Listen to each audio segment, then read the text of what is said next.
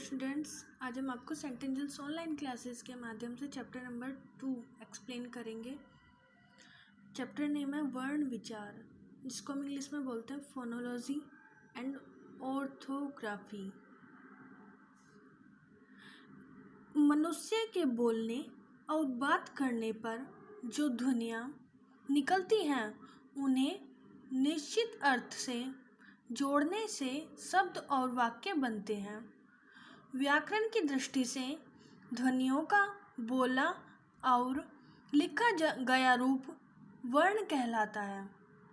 भाषा लिखने की विधि लिपि कहलाती है और इसे लिखने के लिए निश्चित किए गए चिन्हों का नाम वर्ण है। वर्ण भाषा की सबसे छोटी इकाई है।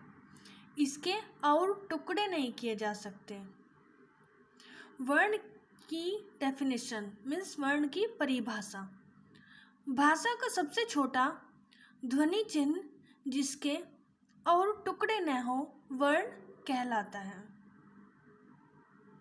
जैसे गीता नाच रही है, यह एक वाक्य है। इसे बोले तो यह ध्वनिक समूह है और लिखे तो लिपि रूप में लिखेंगे।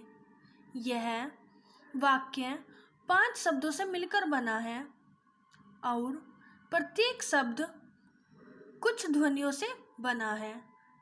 जैसे शब्द है गीता और ध्वनियाँ क्या बनेंगी इसकी? ध्वनियाँ कौन कौन सी ध्वनि यूज हुई है इसमें? ग, ई, त, आ। तो ये जो हमारी ध्वनियाँ होंगी यही हमारे वर्ण का सबसे छोटा रूप है। यही हमारा वर्ण है जिसके और टुकड़े नहीं होंगे इससे अलग। ये सबसे छोटा रूप है। जैसे नाच, न, अ, च, ए, नाच। रही, रे, ए, है, ई, है, ई। इन ध्वनियों के और टुकड़े नहीं किए जा सकते।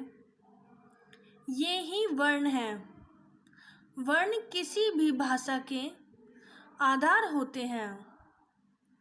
इन्हीं शब्दों की रचना होती है। भाषा के शुद्ध उच्चारण और लेखन के लिए इन वर्णों का ज्ञान आवश्यक है। नेक्स्ट है वर्णमाला। वर्णमाला क्या होती है? वर्णमाला का अर्थ।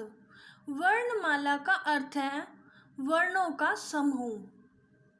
किसी भाषा में कुल जितने वर्णों का प्रयोग होता है उनका समूह उस भाषा की वर्णमाला कहलाता है। वर्णमाला की परिभाषा किसी भी भाषा के मूल ध्वनि चिन्हों के व्यवस्थित समूह को वर्णमाला कहते हैं। जैसे मानक हिंदी वर्णमाला, जिसमें होते हैं स्वर तथा व्यंजन। ये क्या है? स्वर। जैसे ए, आ, ई, etc आदि, मतलब ये है अनुस्वार स्वर। जैसे ये दिया हुआ है इधर, ये है विसर्ग स्वर, ये है अनुनासिक स्वर। नेक्स्ट है व्यंजन। व्यंजन को वर्गों में डिफाइन किया गया है, वर्गों में बांटा गया है इनको। जैसे क वर्ग, क, ख, ग, घ, अण, ये आते हैं क वर्ग के अंतर्गत। च वर्ग, ट वर्ग, त वर्ग, प वर्ग, ये है अंतस्थ व्यंजन। ये है उष्म व्यंजन, ये संयुक्त व्यंजन एंड नेक्स्ट एंड लास्ट आगत ध्वनियाँ। नेक्स्ट है उच्चारण के आधार पर हिंदी वर्णों के 2 भेद होते हैं। उच्चारण के आधार पर हिंदी वर्णों के 2 भेद होते हैं। फर्स्ट स्वर एंड सेकंड व्यंजन, जिनको आगे एक्सप्लेन किया गया है। सो आज के लिए इतना ही।